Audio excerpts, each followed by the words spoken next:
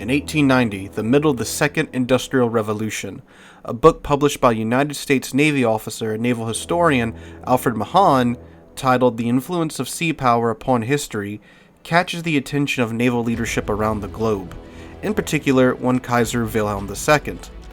Up until this point, the Imperial German Navy had been focused on commerce raiding, a strategy that focuses on disrupting the enemy's supply and logistical networks. Mahan's book argues that the way for a nation to thrive is to maintain a large navy to impose their will on smaller, weaker nations, and that the way to achieve naval dominance was by defeating your enemies in large-scale fleet battles. Relations between Germany and the British has soured over the decades under the Kaiser's leadership, and now he wished to construct a powerful navy in order to challenge the dominance of the Royal Navy, thereby forcing the British to make diplomatic concessions. The Kaiser requested funding for 36 new cruisers from the Reichstag, of which 4 were funded. Frustrated by this, the Kaiser placed Alfred von Tirpitz, who shared similar views with the Kaiser on the purpose of the Navy, as Secretary of State of the German Imperial Navy Office. Their goal now was to create a navy at least 2/3 the size of the Royal Navy. A navy this size would force the British to recall its fleet, which was spread out all over the globe, in order to challenge it, or it would force the British to begin expanding its own fleet. Under the Kaiser's plan, 5 fleet acts were passed through the Reichstag in 1898 through 1912, greatly expanding the size of the High Seas Fleet. The rapid expansion of the High Seas Fleet did not go unnoticed. In 1902, First Lord of the Admiralty William Palmer informed his fellow cabinet members that Germany was building a fleet with the purpose of going to war with Britain. In 1904, First Sea Lord Jackie Fisher began to bring the Royal Navy closer to the British Isles to counter the growing German threat. He would also commission the design and construction of not only a new capital ship, but an entirely new type of ship. In the wake of the Battle of Tsushima, where the new Japanese battleships, armed with a uniform set of larger, long-range main guns, easily defeated the old, slow Russian battleships. Fisher now wanted a capital ship that was fast, well-armored, and had a uniform set of large, long-range main battery guns, and 14 months later, the Dreadnought was launched.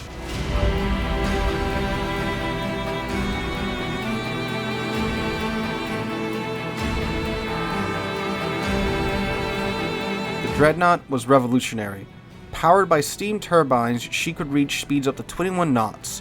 Armed with a uniform set of 10 12-inch guns, she was vastly different than the capital ships that preceded her, which were slow and had a mix of main battery gun calibers designed for shorter ranged engagements. Dreadnought was estimated to have the same firepower as 3 of the old style of battleships, now referred to as pre-dreadnoughts.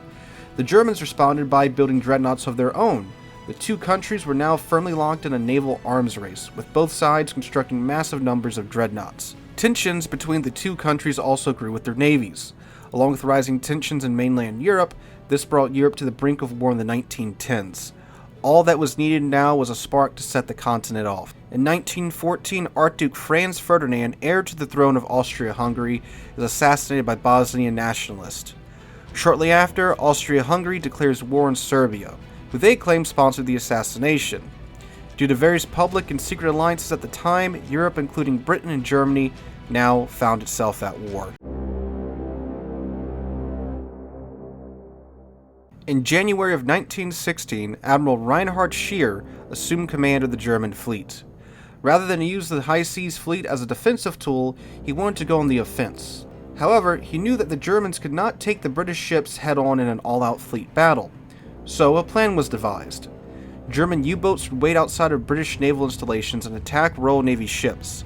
This would pull the faster British escort ships away to hunt down the U-boats, leaving the larger and slower British capital units alone, hopefully broken up into smaller groups. Scheer believed that while the Germans had less capital ships than the British, the German ships were of superior quality, and so were the men crewing them. So, if he could engage the Royal Navy units in smaller engagements, he could defeat them in a series of smaller engagements and tip the balance of naval power back toward the Central Powers.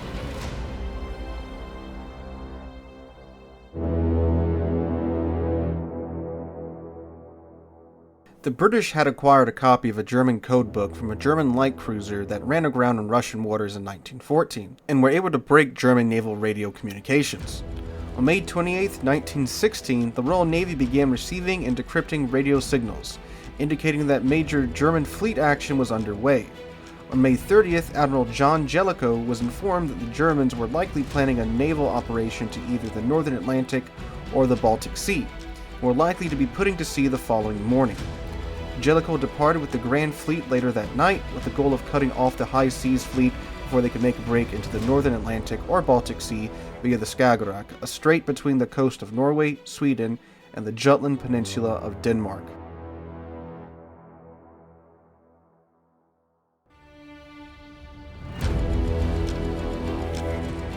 At 1548, after scouting forces from the two fleets engaged one another, the German and British battlecruisers meet. The British battlecruisers are under command of Vice Admiral Beatty, with the German battlecruisers under command of Vice Admiral Hipper. Despite having the Germans in range, Beatty holds his fire until Hipper's battlecruisers open fire. The British ships were ordered to engage their counterpart in the German line. However, due to a signal error, the HMS Queen Mary and HMS Tiger did not receive this order, which left the SMS Derflinger to fire on the British ships without receiving any fire in return. As Beatty pursued Hipper, who was intentionally leading Beatty south towards Scheer's forces, HMS Indefatigable receives 3 11-inch shells from SMS Von der Tann, detonating X magazine. This was followed up by another 11-inch shell from Von der Tann, piercing the deck armor and detonating Indefatigable's A magazine. The ship was obliterated by both her magazines detonating. While the Germans drew first blood, their celebration was cut short by the arrival of 5th Battle Squadron's battleships. Now Hipper had to deal with the British battleship's guns, engaging his battlecruisers from their maximum range. Shortly after the arrival of the 5th Battle Squadron, Queen Mary was hit by shells from Derflinger and Seydlitz. These shells pierced her forward magazines, setting them off and causing the ship to disintegrate. Within 40 minutes of their initial engagement, the Germans had already sunk 2 of the British battlecruisers, without taking a single loss themselves. Beatty thought he had lost another battlecruiser when the Princess Royal came under fire from German forces. The spray from the shells concealed the ship, which caused the signalman to report to Beatty that the Princess Royal had blown up. Beatty turned to his flag captain and uttered what would become one of the most famous quotes in naval history. "Chatfield, there seems to be something wrong with our bloody ships today." At 1640, Beatty spotted Scheer's main fleet of German battleships and ordered his fleet to turn 180 degrees north in order to draw Scheer towards Jellicoe's main fleet, in what is now known as the Run to the North. Ironically, Beatty had essentially turned Scheer's plan against him and was now leading Scheer into the waiting British fleet. As Beatty headed north, the 5th Battle Squadron took up position on Beatty's rear. The heavily armored battleships were far more suited to take shots from the now combined German fleet than the battlecruisers, and only suffered mediocre damage from the pursuing Germans, who were unknowingly about to encounter Jellicoe's fleet. Jellicoe received conflicting reports on the position of the German fleet. Jellicoe's goal was to deploy his ships in such a way that he would be able to bring his entire fleet's broadside to bear on the German warships, while they in turn could only bring their forward guns into the action, a tactic known as crossing the T. He would eventually give the order to deploy his 20 battleships to the east. This would give him the best chance of crossing Scheer's T, and would give the British ships the visibility advantage. As the two fleets drew closer together, Hipper's scouting battlecruisers encountered Rear Admiral Hood's battlecruiser squadron. Initially, the British had the advantage as they scored 13 hits on Hipper's ships, but then Hood's flagship, Invincible, appeared clearly in front of Lutzlow and Derflinger, who both quickly fired 3 salvos at Invincible. One of their 12-inch shells impacted Invincible's Q turret, detonating the magazine and sinking the Invincible and killing Hood, along with 1,026 of the Invincible's 1,032 crew. With her radio equipment inoperable and experiencing flooding in her forward compartments courtesy of the British, Hipper's flagship, Lutzow, was forced to disengage. Hipper himself was forced to leave his flagship and transferred to the torpedo boat G-39, with the hopes of boarding one of the other German battlecruisers later. At 1830, Scheer embarked from a bank of thick mist to find himself face to face with the entire Grand Fleet. Jellicoe's gamble had paid off, as he had crossed Scheer's T and could now bring the entire firepower of the Grand Fleet against the High Seas Fleet. With the Grand Fleet opening up on Scheer's flagship, Scheer ordered a 180-degree unison turn, which the High Seas Fleet executed perfectly. All at once, 7 kilometers of German steel began to turn out from the British line. However, Scheer knew that he needed the cover of darkness in order to successfully withdraw. In a move that was sure to surprise the British, Scheer ordered to turn back into the British line.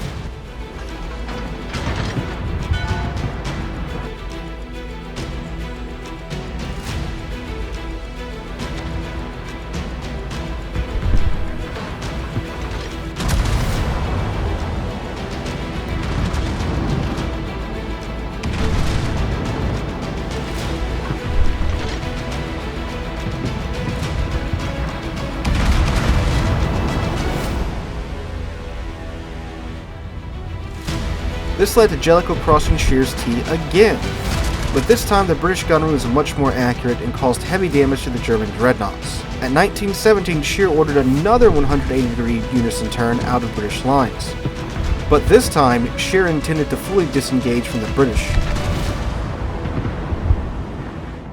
In order to achieve this and avoid a British pursuit, Shear ordered the already badly damaged battle cruisers of Scouting Group 1 to charge the British lines and cover the withdrawal of the High Seas Fleet. Hipper's battle cruisers, without Hipper as he had to abandon his flagship, closed to within 4 kilometers of the Grand Fleet and exchanged heavy gunfire.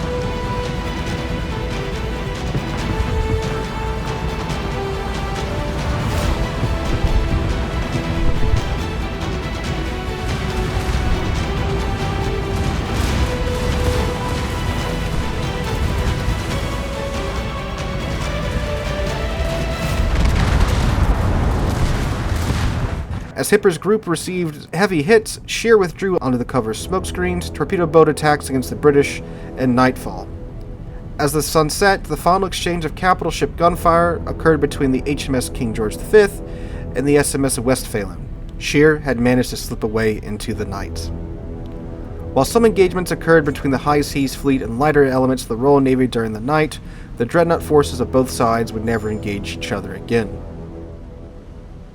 While both sides inflicted heavy damage on one another, there is still debate on who exactly won the battle. The Germans managed to sink 113,300 tons of British ships, while only losing 62,300 tons of ships to the British, but failed to break out and engage the Royal Navy in the manner they had originally planned. The British capital ship losses were also heavier, losing 3 new battle cruisers, while the Germans only lost the Lutzow later in the night due to the damage she had taken during the battle, and the pre-dreadnought Pommern during the night action. Both nations had made titanic financial investments in their navies, sinking the modern equivalent of tens of trillions of US dollars into them. While the British did lose roughly $1 trillion in ships at Jutland, their ships continued to serve into the next war, while the entire remaining High Seas Fleet was scuttled at Scapa Flow after the conclusion of World War I. Tens of trillions of dollars worth of ships sank to the bottom of the Scottish waters, along with Wilhelm's dream of challenging British naval supremacy.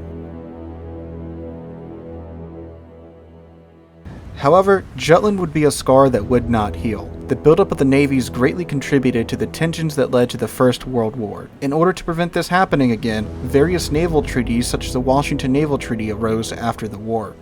On the post-war peace talks, French Field Marshal Foch commented, "This is not peace, it is an armistice for 20 years."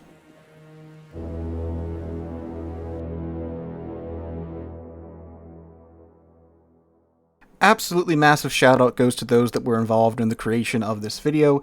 These cinematic videos would literally be impossible to do without the unpaid actors whose names should be appearing up on screen right now, along with an absolutely huge thank you to Ultranova for creating a completely original soundtrack for this video. Please go check out his channel and share the love with him. Also, big thank you goes out to Wargaming, who is providing us with a code that will give you guys 2 Jutland containers when you redeem it. Wasn't really sure where to put this at in the video, so here you go guys. You get a little treat for sitting through the entire video and watching the end credits, so there you go. Again, thank you Wargaming for that.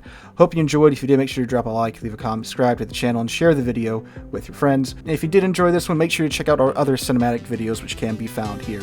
Again, thank you for watching. Hope you have a fantastic rest of your week.